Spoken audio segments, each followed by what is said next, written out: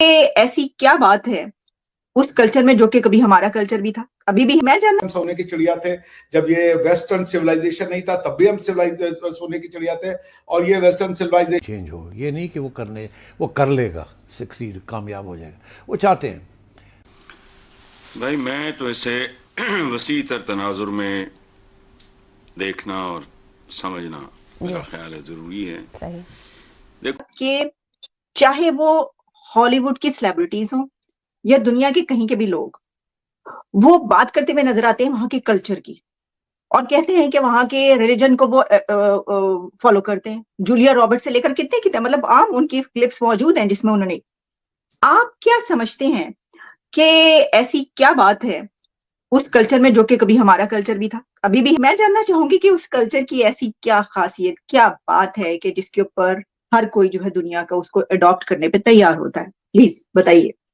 जी देखिए, बहुत खुशकिस्मती से आपका और मेरा ताल्लुक भी उसी कल्चर से है और हमें उसी कल्चर को ओन करना चाहिए, उसकी ओनरशिप लेना चाहिए। ये हमारी खुशकिस्मती है। हम में से जो उसको ओन करते हैं, खुदा भगवान उन पर ब्लेस्ड है। जो उसको ओन नहीं करते वो उनकी बदकिस्मती है। चाहे उस धरती में जिसका नाम भारत है उसमें किसी का धर्म इस्लाम हो, किसी का क्रिश्चियनिटी हो, किसी का पारसी हो, कोई अपने आप को इस्लाम फेथ के साथ जोड़े, हम सब भारतीय हैं। जैसे जर्मन, फ्रेंच या ब्रिटिश, वो सब यूरोपियन हैं। कोई ये नहीं कहता कि हम यूरोपियन नहीं हैं। सब कहते हैं हाँ हम यूरोपियन हैं, फिर कहते हैं हम ब्रिटिश हैं या जर्मन हैं या फ्रेंच हैं। तो अगर हम में भी ये तमीज आ जाए इस खित्ते के लोगों को और अपनी माँ धरती को हम मान लें, बेशक अपने अपने तौर पर, जिसकी जो जो सोवरेन स्टेट है वो उससे भी आइडेंटिफाई करें, अपने धर्म से भी आइडेंटिफाई करें। मगर जब वो उस रीजन के रहने वाले लोग अपने आप को भारतीय धरती के साथ जोड़ेंगे, उस सिविलाइजेशन के साथ जोड़ेंगे, तो वो ऐसे ही है जब वो अपनी माँ को रिकॉग्नाइज करेंगे। अब जब हम डिनाई करते हैं उस कल्चर को, तो उससे हमारी मुराद ये होती है कि हम अपनी माँ को डिनाई कर रहे हैं। तो अब उसमें खूबी क्या है जिसकी वजह से मैं इतने बड़े बोल बोल रहा हूँ? उसकी खूबी यह है कि हमारा जो कल्चर है, हिंदू सिविलाइजेशन जो है या सनातनी सिविलाइजेशन है, चलिए हो सकता है हिंदू शब्द मुसलमानों को या वहाँ के क्रिश्चियंस को कोई इतना अट्रैक्ट ना करे या सनातनी ना करे, मगर भारतीय तो है।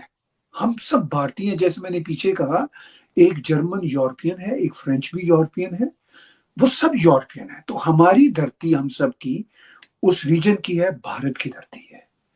और जो हमारी सिविलाइजेशन में यूनिक बात ये है कि वो जमीन के साथ जुड़ी हुई सिविलाइजेशन है। यानी हमारे ऊपर आसमान से कोई इल्हाम नहीं आ रहा होता, कोई कोई वही नहीं उतर रही होती। हम अपनी जमीन के साथ जुड़े हुए हैं। तो हम अपने, हमें कोई यूनिवर्सिटियों में, अगर हमारे पास यूनिवर्सिटियों के एमए पीएचडी की डिग्रियां ना भी हों, तो बड़ी सीधी सी बातें होती हैं। जैसे हमने, हमारे एक विलेजर ने देखा कि जी दरख्तों पे फल लगे हुए हैं और जिन दरख्तों पे ज्यादा फल लगे हुए हैं उनकी टहनियां झुकी होती हैं। तो ज्यादा फल वाले दरख्तों की जो शाखें हैं वो झुकी होती हैं। उसके लिए ना उसने आइंस्टाइन को पढ़ा होता है, ना उसने एरिस्टोटल को पढ़ा होता है, ना उसके पास कोई यूनिवर्सिटी की डिग्री होती है, मगर वो अपने अंदर डूबता है और मुशाहिदा करता है नेचर का, और उसके बाद एक एक रूल देता है। तो आपको और मुझे याद होगा कि हम जब कभी लाहौर रहते थे तो ऐसी ऐसी कहावतें बोलते थे। यही कहावत कि जी जो फलों से माला माल दरख्त होते हैं वो झुके होते हैं, यानी वो हम्बल होते हैं। तो ये हमने इल्म अपने मुशाहिदे से, अपने अंदर से लिया था। ये हमारी धरती की खूबी है। कोई ये देखिए, फिर हमारा जो सनातनी कल्चर है या भारतीय कल्चर जो है वो मिक्स हुआ हुआ था उस वक्त के पर्शियन कल्चर के साथ। देखिए, इस्लाम तो वहां पे कोई मतलब 1200-1300 साल पहले आया। इस्लाम की अपनी टोटल जो हिस्ट्री है वो 1400-1500 साल की है, ठीक है। मगर वो धरती हजारों साल से है। आप कश्मीर को देख लीजिए, कश्मीर में इस्लाम, सूफी वूफी जो भी थे वो 600-700 पहले आए थे, बहुत सारे कन्वर्ट हुए थे। मगर कश्मीर का जो कल्चर था वो भारतीय, हिंदुस्तानी, हिंदू या सिंधु देश का कल्चर था। तो हमारे पास कोई एक कहावत नहीं, आपने एक की मिसाल दी, मैंने एक की मिसाल दी, मतलब वो पंजाबी में हमारा एक एक्सप्रेशन होता है, जिंदे काट दाने उनके कमले भी सियाने। तो इसमें देखिए कितनी डेप्थ है, ये बिल्कुल क्लोकियल सामने की बातें हैं। भाई द वे ये तकरीबन हर कल्चर में होती है, मगर हमारे कल्चर में वो विजडम के साथ थी। महात्मा बुद्ध से किसी ने पूछा कि ये बताइए कि सच क्या है और उसे कैसे पकड़ा जा सकता है।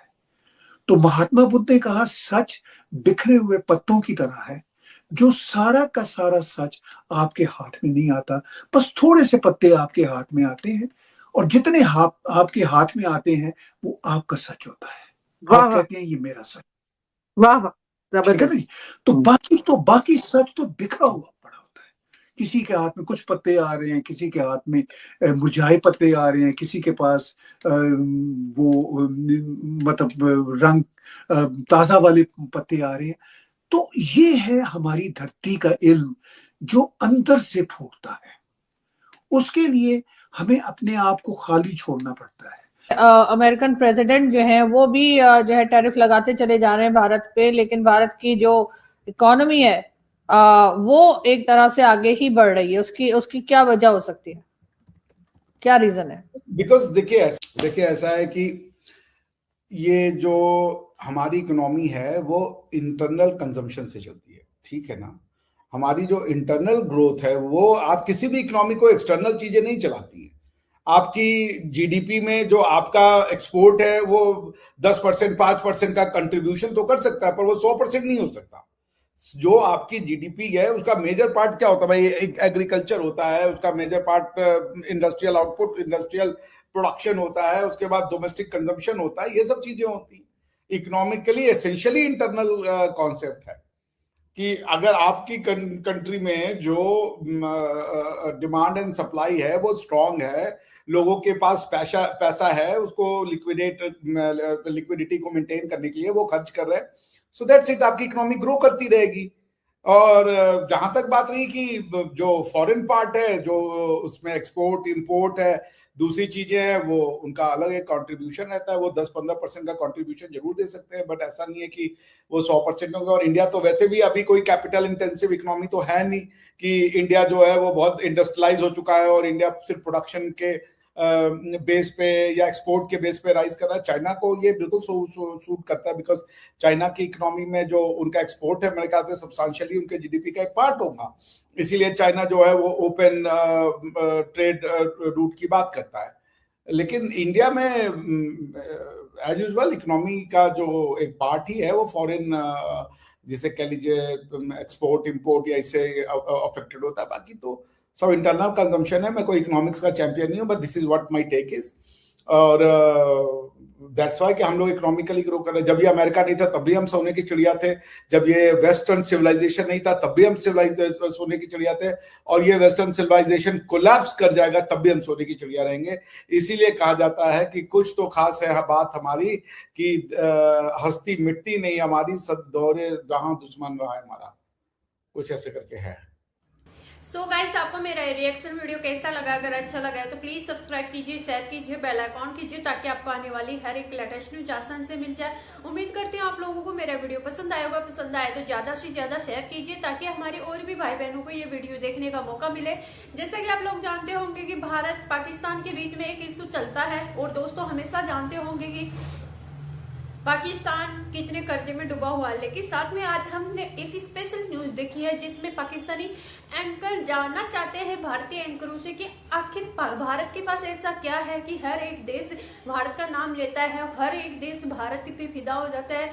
कोई भी टूरिस्ट मतलब दूर दूर से लोग आते हैं, वो घूमते हैं तो भारत के दीवाने हो जाते हैं, ऐसा क्या है? तो दोस्तों भारतीय एंकरों ने उनको अच्छी तरीके से समझा दिया है कि भारत का कल्चर ही ऐसा है, भारत का सम्मान, भारत का जो संस्कृति है वो इतनी फेमस है और दोस्तों भारतीय संस्कृति इतनी अच्छी है कि लोग दीवाने हो जाते हैं दूर दूर के। तो दोस्तों जैसा कि आप लोग जानते होंगे कि पाकिस्तानी एंकर को अच्छे से समझा दिया भारतीय एंकर ने कि भारत पहले भी सोने की चिड़िया था, अब भी है और रहेगा, क्योंकि भारत एक ऐसा देश है जिसमें भारतीय संस्कृति ऐसी है जो भारत को सोने की चिड़िया बना सकती है। दोस्तों जरूरी नहीं है कि हर देश के पास सोना होता, नहीं, हमारे पास हमारी संस्कृति है और जो हमारे पूर्वजों के द्वारा हमें मिली है और आज तक चलती आ रही है। तो दोस्तों भारत के संस्कार, भारत की संस्कृति ही ऐसी है जो भारत को महान बनाती है, भारत को सोने की चिड़िया बनाती है। और दोस्तों इसी कारण आज दूर दूर के लोग, मतलब अन्य कंट्रियों के लोग भारत के दीवाने हैं। तो दोस्तों आप लोगों की क्या राय है